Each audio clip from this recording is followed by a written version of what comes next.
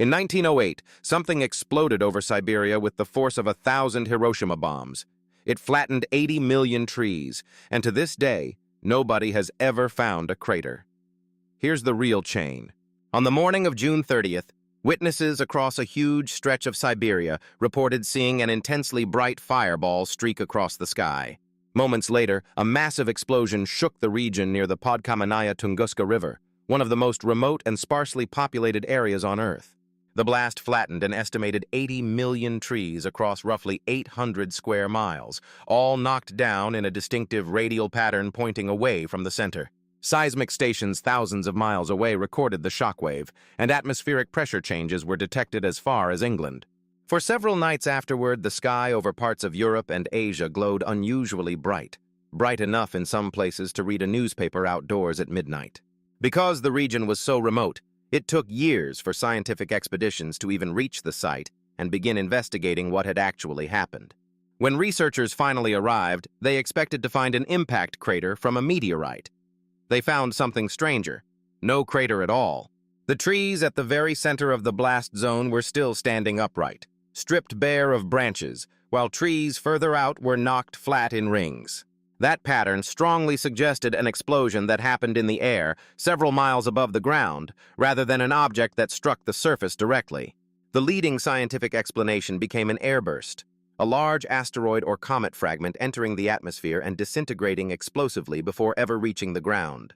Estimates of the object's size range from around 100 to 200 feet across, small compared to famous mass extinction asteroids, but still shockingly destructive. Because the blast happened over unpopulated wilderness, the death toll was remarkably low for an event of this scale, with no confirmed direct fatalities. But scientists began asking an uncomfortable question almost immediately. What would happen if the exact same object had exploded over a major city instead? For most of the 20th century, that question remained mostly theoretical, discussed by astronomers, but largely ignored by governments and policymakers. That changed as astronomers improved their ability to detect near-Earth objects, and the scale of the actual risk became harder to dismiss. Scientists studying Tunguska realized that objects this size are far more common than the rare, civilization-ending asteroids that get the most public attention. That realization helped drive the creation of dedicated efforts to catalog and track potentially dangerous near-Earth objects before they became a surprise.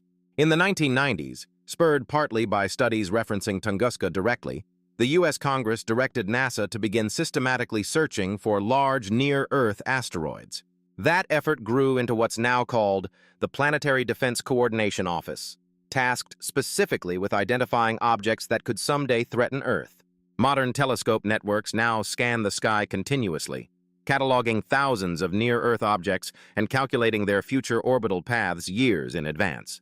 In 2022, NASA even tested a real planetary defense technique, deliberately crashing a spacecraft into an asteroid to prove humanity could actually alter one's course. That mission, and the entire field of planetary defense, exists directly because of the questions first raised by a remote Siberian explosion over a century earlier.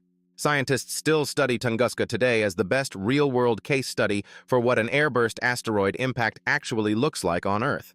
An explosion in the middle of nowhere that no one could fully explain became the reason humanity started watching the sky for the next one. Follow Forgotten Record for more real chains